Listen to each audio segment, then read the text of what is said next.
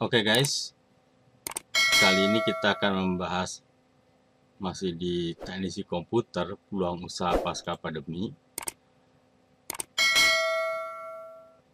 Jadi tips buka usaha jasa servis komputer, peluang usaha pasca pandemi, bagian yang kedua. Dunia komputer adalah dunia yang unik dan kompetitif. Dunia yang tidak mengenal kata berhenti.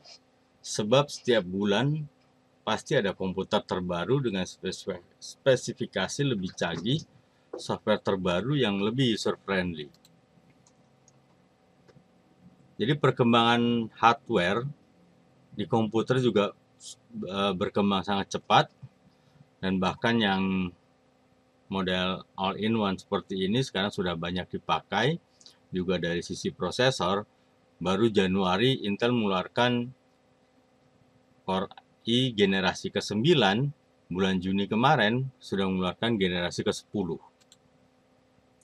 Dari sisi software juga perkembangannya mulai dari Windows 95, 98. Jadi yang semuanya hanya selang waktu 2-3 tahun, dan yang terbaru sekarang Windows 10. Nah, ketika muncul software-software baru seperti ini, yang diharapkan bisa lebih mendukung, membantu manusia dalam bekerja, nah kita juga bisa mengikuti perkembangan software-software ini. Biasanya, terus terang kalau kita ngikutin, ya keteteran sendiri gitu. Jadi biasanya saya kalau misalnya kayak muncul Windows 98, terus Windows Millennium, itu saya paling belajar cara installnya. Nah, ngoprek lebih jauhnya lagi ketika OS tersebut banyak dipakai orang. Misalnya Windows 2000 profesional itu hanya sebentar. Nah, Windows XP itu adalah perpaduan dari Windows 2000 dengan Windows 98. Stabil tapi cepat. Itu sebabnya Windows XP memiliki tenggang yang cukup panjang. Begitu juga dengan munculnya Windows 7. Nah, muncul lalu Windows Vista, itu kalau nggak salah hanya setahun, banyak bug-nya, banyak errornya, muncul lagi Windows 8. Windows 8 juga masih berat, muncul Windows 10 yang sekarang lebih ringan katanya, lebih cepat. Nah, ini lebih cepatnya itu juga tergantung karena hardware-nya juga harus meningkat gitu. Kalau zaman Windows 98 dengan memori 256 MB aja sudah cukup, dengan Windows XP minimal harus 2 GB. Nah, dengan Windows 10 sekarang 4 GB aja pun masih ngos-ngosan. Jadi harus 8 GB. Jadi sebenarnya dibilang lebih cepat ya karena hardware-nya juga mendukung. Nah, ketika muncul, saya ngoprek lebih jauhnya itu setelah memang Windows tersebut populer. Biasanya kalau misalnya muncul Windows Vista, ya saya cuma tahu cara installnya gini, konfigurasinya sedikit aja, yang penting tahu ini. Nah, ketika itu permanen, baru saya oprek lebih jauh lagi. Nah, kondisi ini memberi peluang untuk jasa servis komputer. Lagi komputer bukan barang mewah. Di kantor, bahkan setiap rumah, sudah banyak orang memakai komputer. Dan ini membuka peluang. Guys, jadi kali ini saya tidak akan memberikan sebuah resep ajaib, atau seperti tutorial-tutorial lain, atau training-training lain, Anda menjadi kaya raya, Anda memberikan penghasilan jutaan, puluhan juta, ratusan juta hanya dengan jual teh, dengan jual ini itu. Tapi saya memberikan sebuah analisa logika yang benar, bahwa kita harus konsisten dalam bekerja. Kita harus bekerja cerdas sehingga tidak hanya kerja keras, tapi juga kerja cerdas sehingga bisa memberikan yang terbaik. Oke, kenapa orang membuka jasa servis komputer? Biasanya yang pertama adalah hobi. Membuka usaha yang paling enak itu dimulai dari hobi. Pertama, enjoy, menikmati, dan ketika dalam suasana kepepet, hobi ini bisa menjadi keuangan, sehingga ketika itu menjadi sebuah pekerjaan, kita juga enjoy walaupun menghadapi masalah berat. Yang kedua adalah kepepet, terdesak kebutuhan seperti PHK, pengangguran, bisnis lesu, PSBB, pasca pandemi, orang dibilang suruh di rumah aja selama 14 hari. Oke lah 14 hari. Nanti perpanjang lagi jadi sebulan, perpanjang 2 bulan, dan sampai sekarang ini.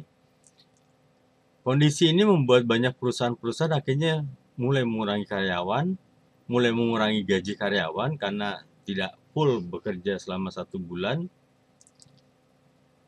Nah, kondisi kepepet ini kadang bisa membuat kita bekerja lebih keras dan bahkan menjadi lebih sukses.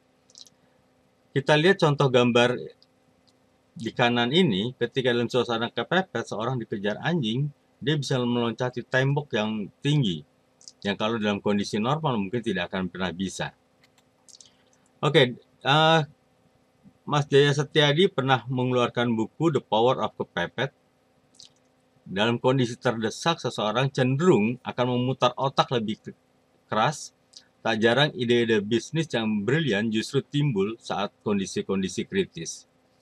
Jadi, dalam suasana pandemi seperti sekarang, bisa kita menjadi frustasi, kalah. Tapi ini justru bisa membuat kita, memacu kita untuk tetap eksis.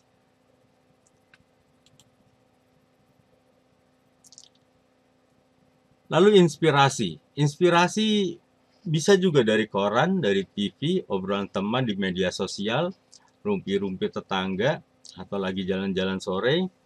Begitu melihat, Anda lihat, wow, ini kelihatannya menarik ini.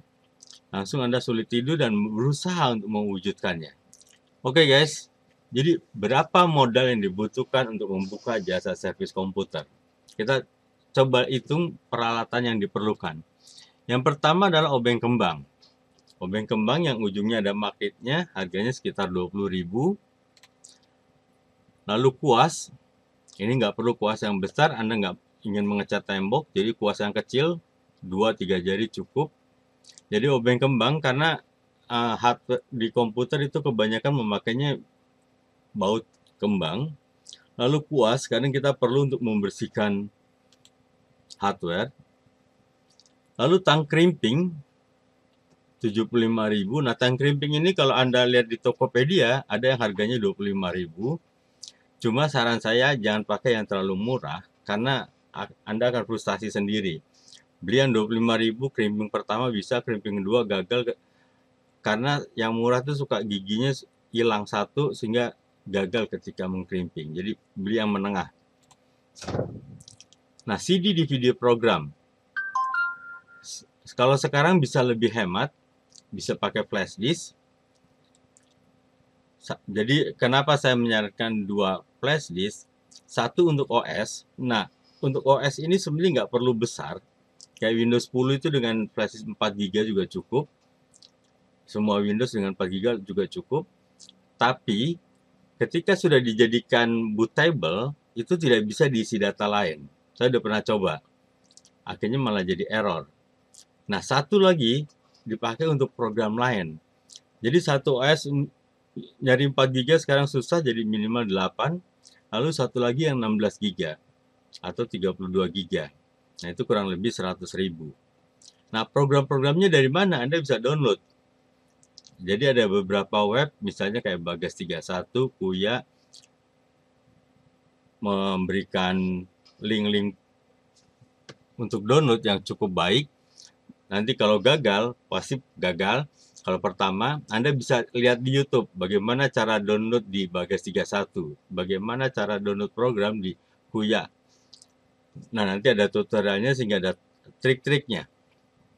Jadi berapa total yang dibutuhkan perlengkapan untuk seorang teknisi komputer? Hanya 200.000. Ya. Jadi kalau dengan flash disk Anda tidak perlu DVD.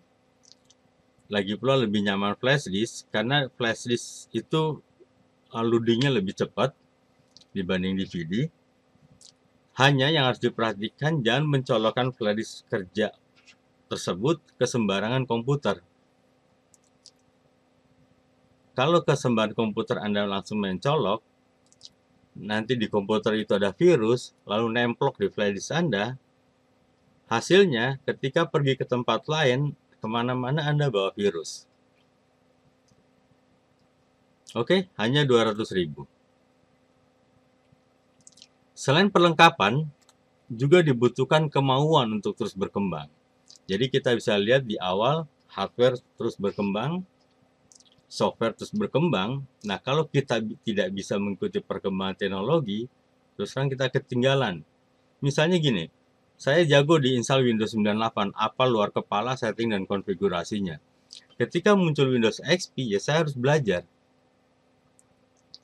Jadi nggak bisa terus maksa orang Windows 98 aja Pak, lebih bagus. Atau misalnya sekarang trennya memang Windows 10, Anda nggak mau belajar, sulit kan?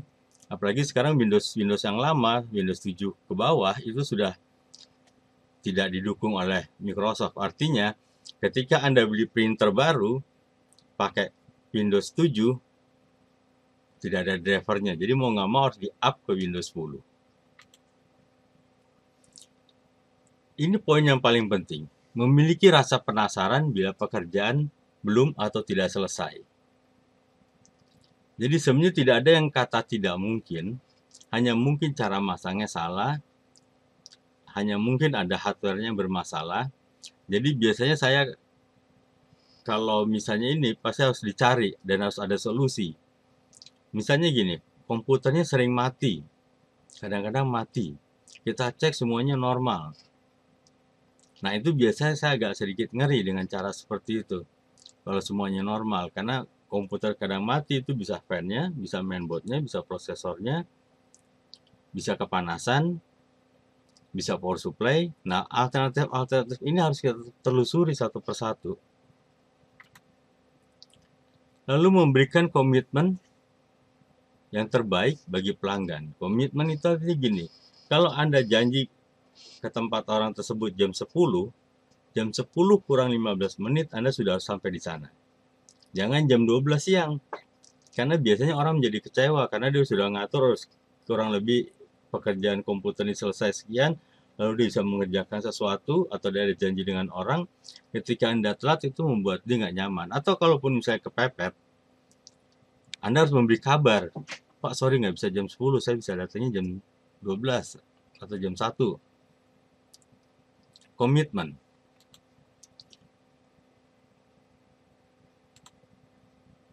Oke guys, jadi beberapa cara cerdas membuka jasa servis komputer. Yang pertama, membuka usaha di tempat ramai, misalnya dekat perkantoran, kampus, perumahan. Tapi terus terang ini hanya opsional. Kalau Anda punya dana, sewa tempat, it's okay gitu. Kalau nggak punya, Anda bisa mulai dari rumah. Jadi sebenarnya kalau mau jasa awal teknisi komputer, di rumah Anda dengan satu meja, Anda punya satu komputer yang memang bisa buat belajar browsing, buat belajar ngoprek atau belajar nginstal, itu sudah cukup. Cukup satu meja aja. Nah, selanjutnya tinggal bagaimana mempromosikan diri sehingga Anda dikenal orang. Jadi di bagian berikutnya adalah tidak malu membuat dan menyebarkan brosur atau promosi, baik media sosial atau yang lainnya. Jadi kalau Anda malu, sekarang kerjaan lo apa? Gimana orang mau kenal Anda? Jadi buatlah brosur. Kalau misalnya nggak bisa desain ya teks.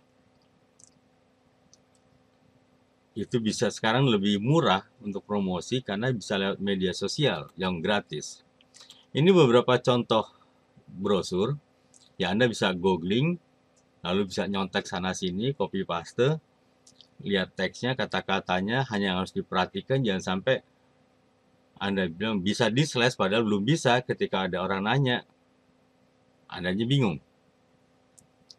Jadi teks, contoh segala macam Anda bisa lihat dan nggak perlu malu untuk contoh orang. Jadi kita mulai melakukan pemasaran online. Nah, pemasaran online sekarang memang zamannya semuanya harus online. Yang cukup efektif ya Facebook, WhatsApp, Instagram. Kalau untuk jual beli barang bisa dari Bukalapak, Tokopedia. Nanti next berikutnya Anda bisa punya web sendiri, entah itu Anda buat dengan CMS, WordPress, atau Joomla. Jadi ini efektif dan selama ini saya jalani seperti itu. Jadi biasanya saya kalau misalnya kayak Facebook, terus saya punya 4 Facebook sekarang yang aktif. Saya punya satu Facebook pribadi, saya punya Facebook yang khusus untuk usaha saya, komputer, dan yang lainnya gitu. Nah, nanti kita punya target-target masing-masing. Terus terang kayak WhatsApp, itu saya nggak suka orang kalau kirim-kirim apa namanya, ja, japri, nawar-nawarin. Kalau sekali dua kali ya oke, tapi kalau udah terlalu sering orang akan bosin dan mungkin ngeblokir Anda. Jadi bisa main di status, juga dengan Instagram. Ini semua adalah cara-cara yang cukup efektif untuk kita memasarkan diri. Yang penting jangan malu. Nah, hal yang terpenting juga adalah Anda harus memberikan value added untuk pelanggan Anda. Value added itu seperti gambar ini, kalau yang lainnya putih, Anda harus merah. Jadi memberikan nilai lebih. Nilai lebihnya apa? Kalau misalnya hanya cuma install, orang lain juga bisa. Salah satunya adalah membuat settingan dibuat maksimal dan tidak standar. Kita oprek registrinya, baik Windows maupun software lain. Anda bisa browsing cara mempercepat booting Windows, cara setting konfigurasi. Nah, itu harus memiliki nilai lebih. Kalau misalnya justru ini yang menjadi andalan saya di awal, sehingga orang merasakan beda instalan Pak Widyo dengan instalan orang lain. Dan ini kadang ketika dia nyaman, yang menjadi pelanggan setia, bahkan cerita ke orang lain. Nah, yang berikutnya adalah jujur. Jujur ini gini, ketika ada barang rusak, misalnya harddisk ini rusak, ya Anda harus bilang ke orangnya harddisknya rusak. Selesai, harddisk itu jangan Anda bawa pulang. Tinggalkan. Karena terus terang orang kadang suka curiga dengan teknisi, jangan-jangan barangnya nggak rusak gitu. Karena sebagian orang juga ketika Anda pergi, dia kadang ngecek lagi di tempat lain, bener nggak ini rusak gitu. Jadi ketika Anda bawa, orang akan curiga dan jangan-jangan gue dibohongin nih. Jujur ini juga ketika Anda mengerjakan, ya bukan usahakan, tapi harus tangan tuh jangan gratil. Ntar ada yang hilang.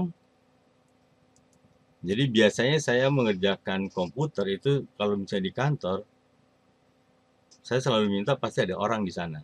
Misalnya hari Sabtu libur gitu, ya minimal ada OP-nya, OB atau ini yang ngeliatin gitu. Jangan sampai ada yang hilang. Tapi pernah juga kejadian, dia seorang pilot, orangnya hobi game di daerah Pondok Labu. Nah, ketika komputer bermasalah, dia akan telepon saya sementara dia lagi terbang keluar negeri. Saya masuk, ya, kuncinya dititipin satpam, saya masuk, saya kerjain, selesai, saya telepon ke salah satu teman yang nanti biasanya uangnya udah diselipin di bagian tertentu di dekat-dekat komputer itu. Dan itu sering rutin seperti itu. Jadi saya ketemu orangnya itu paling baru beberapa kali. Karena dilihat memang setelah saya pergi ya nggak ada barang yang hilang. Nah, yang berikutnya adalah berusaha memenuhi kebutuhan software pelanggan. Ya, software standar, ya Anda harus punya Windows, Anda harus punya Office.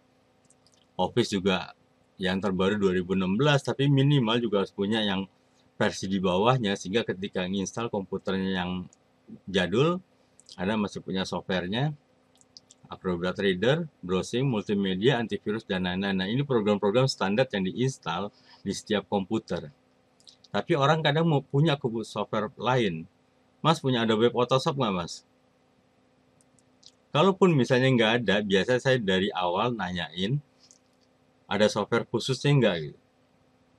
Nah, kalau ada software khusus, saya berusaha memenuhi kebutuhan pelanggan itu. Entah itu lewat download, browsing, atau dulu ya saya ke Harko Mangga 2 beli. Sehingga saya punya CD-CD cukup banyak. Sampai 3 dus. Oke, lalu juga Anda harus memiliki wawasan tentang perkembangan teknologi informasi. Ya, zaman sekarang agak lebih mudah, Anda bisa browsing, Anda bisa ikuti perkembangan informasi teknologi. Jadi handphone Anda jangan hanya cuma buat media sosial aja, tapi juga gunakan untuk membuat Anda menjadi semakin pintar.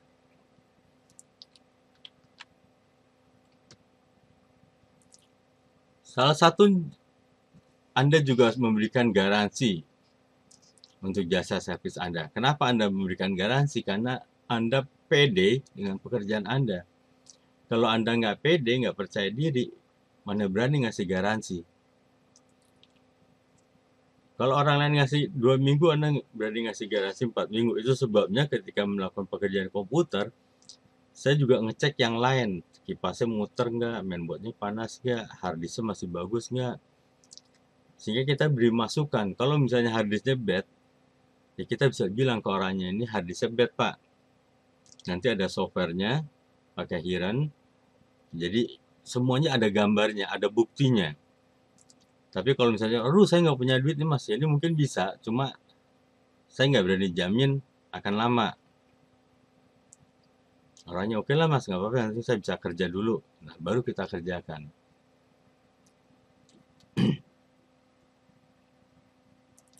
Jadi Anda perlu mahir dalam servis komputer, paham seluk-beluk.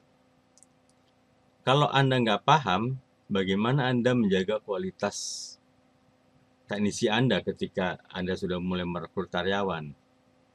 Jangan sampai karyawan Anda lebih pintar dibanding Anda. Jadi di sini menurut saya, teori botol tidak berlaku di sini. Jadi ada beberapa seminar, botol itu berani optimis tenaga orang lain. Ya di seminar itu katakan, Anda punya uang, ambil orang lain, suruh kerja, Anda gaji. Saya nggak yakin semua bidang usaha, dan saya bisa seperti itu. Anda harus bisa sendiri sehingga ketika karyawan keluar, ya Anda bisa ngerjain. Mungkin contoh yang sederhana gini, ada teman saya yang buka usaha sate, sudah rame, tiba-tiba tukang satenya pulang kampung. Dia coba kerjain sendiri, hasilnya ya nggak enak, beda. Nah, kalau Anda buka usaha dengan skill dan keahlian yang Anda miliki, ketika karyawan keluar, usaha masih bisa jalan. Jadi Anda harus memiliki skill tersebut. Lalu Anda juga harus bisa membagi tugas dan percaya kepada orang lain atau tidak pelit ilmu. Ya contohnya seperti ini, saya coba share ilmu pengetahuan yang selama ini bertahun-tahun saya coba pelajari. Karena saya yakin dengan kita berbagi, orang lain juga akan menjadi lebih pintar dan kita pun juga tidak akan pernah kehabisan ilmu itu. Ya contohnya seperti ini, kita lihat gambar di sebelah kanan ini, ketika orang membawa bambu atau pohon, ketika dia bekerja sama dengan bertiga, bisa melewati lubang yang sebenarnya kalau sendirian nggak mungkin bisa dilewati.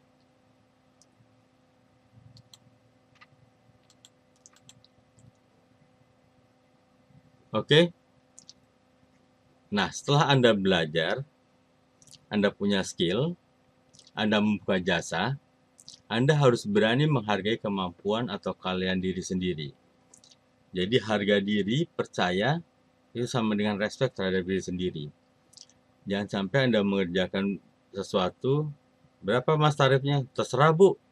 Wah kalau dia terserah repot, nanti cuma dikasih 20.000. Padahal Anda ke sana perlu bensin. Nah, untuk tarif, memang nanti setiap kota pasti beda-beda. Saya di awal buka di Ciledug 75.000 karena saya lihat pasaran di sana segitu. Jadi kita bisa mengikuti harga pasaran, tapi jangan perang harga. Sekali lagi, jangan perang harga. Kenapa? Karena seringkali orang ketika di sana 75, lalu dia banting harga 50, dengan harapan pelanggan pindah. Orang mau mengerjakannya di tempat Anda karena harganya lebih murah. Itu sebabnya saya katakan bisnis itu dibunuh oleh pebisnisnya sendiri, oleh pelaku bisnisnya sendiri. Karena terjadi perang harga. Lalu di sana ngelihat tuh sana 50, gue turunin lagi 30. Akhirnya kalau saya cenderung coba lihat harga pasaran, lalu kita baru bisa menentukan harga. Minimal sama. Atau kalau Anda lebih mahal, ya harus punya nilai lebihnya gitu. Ya karena saya pernah ke Solo, di sana kalau nggak salah, saya biasanya kalau datang ke satu kota memperbaiki warnet, saya lihat ada toko servis komputer atau apa, saya coba masuk nanya-nanya untuk mengetahui perbandingan harga. Jadi kalau misalnya kayak orang Solo manggil saya di Jakarta, yang tarifnya 125, sementara di sana 75, sebenarnya karena dia mencoba di Solo itu nggak ketemu orang yang bisa seperti itu. Jadi kita bisa menghitung ya selain dari harga pasaran yang berapa transport ke sana dan waktu untuk pengerjaannya.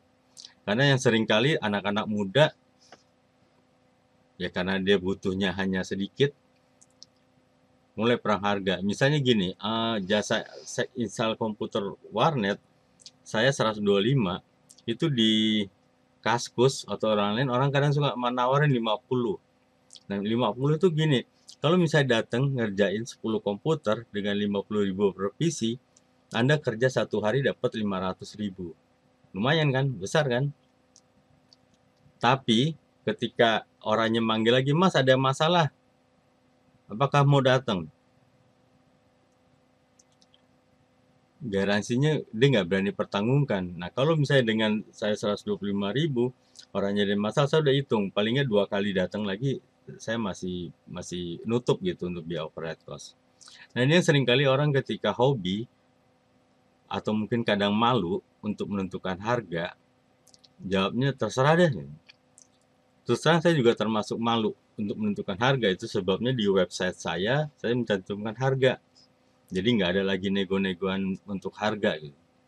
Ya bisa dilihat di web. Oke, hal yang penting juga adalah Anda tidak mengganti nomor handphone Anda walaupun dunia ini kiamat. Jadi seringkali anak-anak muda melihat ada promo nomor dari provider baru, tertarik gitu. Pindah, ganti. Nah, yang seringkali terjadi adalah pelanggan-pelanggan lama itu menghubungi Anda justru pada saat kondisi lagi sepi. Sehingga ketika Anda memiliki misalnya dengan satu nomor handphone itu 10 pelanggan, Anda ganti nomor handphone, itu harus mulai dari nol lagi. Walaupun sebelumnya Anda kasih informasi ke orangnya, Pak nomor handphone saya ganti Pak ya, Pak nomor saya ganti Pak. Itu belum tentu orang tersebut akan nyimpan karena merasa belum perlu. Oke guys, jadi jangan hanya tergoda dengan paket-paket murah yang membuat Anda menjadi galau, lalu pindah ke lain hati. Contohnya seperti ini, teman saya ada dia jual handphonenya ke temennya yang teknisi komputer juga dengan nomornya. Nah pelanggan hubungin, pucuk dicinta ulang tiba. Ya temennya terima. Nah dia tahunya ketika suatu saat ketemu dengan salah seorang pelanggan, Mas udah nggak buka servis komputer ya? Masih kok Pak. Oh kemarin saya telepon katanya udah nggak buka, sekarang yang datang si A. Ya akhirnya karena dia juga mau ganti nomor, jadi dia jual handphonenya dengan nomornya. Jangan sampai itu terjadi pada Anda. Oke guys, komputer itu sangat luas, bahkan saya bilang sangat luas, sehingga Anda harus fokus. Entah itu servis monitor, berarti elektronik. Nah sekarang zaman LED, monitor agak sedikit keteteran, laptop, printer. Nah Anda harus punya partner kerja, punya link. Karena untuk mempelajari dan menguasai semua itu perlu waktu, perlu pengalaman. Kalau untuk nunggu menguasai semua, mungkin nggak akan pernah buka. Jadi misalnya gini, Anda bisa servis komputer, PC. Lalu ada pelanggan nanya, Mas bisa servis printer nggak? Nah, Anda harus punya link. Cari yang di dekat Anda yang bisa servis printer. Nah, kadang harus ada kecocokan. Orangnya kerjanya bagus nggak? Punya tanggung jawab nggak? harganya dia bisa nggak untuk dijual lagi. Karena kalau Anda lalu belajar lagi misalnya printer, ya mungkin lebih lama, tapi nantinya ketika sambil jalan bisa aja Anda mempelajari hal itu. Ya, jadi mengenai monitor, printer, laptop, Anda harus punya partner. Coba cari yang terdekat, 1-2 kali Anda coba bisa dipercaya, atau Anda harus cari lain ke tempat lain. Karena pengalaman saya nyari partner ini juga perlu waktu. Karena saya lempar ke si A, nggak taunya rusak, dia nggak mau ngasih garansi. Sementara kita ke orang lain ngasih garansi. Nah itu kan repot. Kita juga bisa mengembangkan usaha yang sejenis. Jadi misalnya meskipun core bisnis Anda adalah jasa servis komputer, bisa dikembangkan dengan usaha yang sejenis. Misalnya jual beli komputer. Nah usaha ini juga memiliki prospek, ada pelanggan yang baru beli komputer baru, yang lama mau dijual, nggak ada salahnya Anda beli kalau memang ada dananya, dan juga yang penting Anda tahu harga pasarannya, jangan sampai Anda beli jualnya rugi, atau bisa juga tukar tambah. Jadi ini pernah saya strategi ini pakai waktu zaman Pentium 4 ke Pentium dual core, tukar tambah komputer Pentium 4 dengan ini, dan itu cuma yang jadi masalah tukernya itu Anda harus bisa jual gitu. Dan sampai Anda tukar cuma jadi numpuk di gudang. Bisa juga dengan spare part atau aksesoris komputer, yaitu hard disk, mouse, keyboard, speaker. Biasanya saya dulu melengkapi sesuai kebutuhan saya. Jadi misalnya saya perlu di warnet sekalian stok dan cadangan 12, yaitu sambil beli selusin ya saya jualin gitu. Bisa juga buka sambil rental komputer kalau Anda memiliki keahlian mengetik Word, Excel, dan itu juga desain. Jadi sambil nunggu pelanggan datang, Anda bisa terima order seperti ini. Nah, kalau tempat Anda dekat dengan sekolah, cukup lumayan. Oke guys, itu beberapa tips dari saya. Mudah-mudahan bisa memberikan inspirasi dan juga penguatan bagi Anda di masa pandemi ini bahwa kita pasti bisa. Jadi keindahan saat mendaki gunung bukan saat tiba di atas puncak, tapi pada saat melalui terjalnya bukit dan lebatnya hutan belantara untuk mencapai puncak itu. Orang pulang mudik bukan di kampungnya aja yang seru, tapi perjalanannya macetnya itu yang bikin menjadi seru dan rindu untuk mudik. Menjadi teknisi komputer memang tidak mudah. Anda harus belajar, dan belajar. Stres mungkin iya, pusing mungkin iya, tapi saya yakin Anda bisa. Oke guys, Anda harus berkembang, komputer berkembang, Anda juga harus berkembang. Kalau enggak, Anda akan ketinggalan dalam persaingan bisnis servis komputer ini. Tutorial ini dapat memberi sebuah inspirasi, ide bisnis ketika Anda sedang mencari sebuah peluang usaha pasca pandemi, jasa servis komputer. Mungkin sekarang Anda hanya menjadi sebuah hobi, saya memberikan keyakinan pasti bisa. Atau minimal, kalau Anda yang baru belajar, Anda bisa belajar untuk memperbaiki komputer yang Anda miliki, yang Anda pakai sehari-hari, sambil memperbaiki, nanti Anda bisa ketika sudah merasa mampu, Anda bisa memberikan jasa ini. Jangan lupa klik like and subscribe, ikuti terus tutorial teknisi komputer di channel Tim Warnetku di YouTube. Saya akan terus memberikan tutorial baik itu dari segi teknis, install hardware, problem-problem dan troubleshooting, dan juga software, dan juga motivasi sehingga kita dapat bertumbuh bersama. Saya yakin Anda pasti bisa. Oke guys.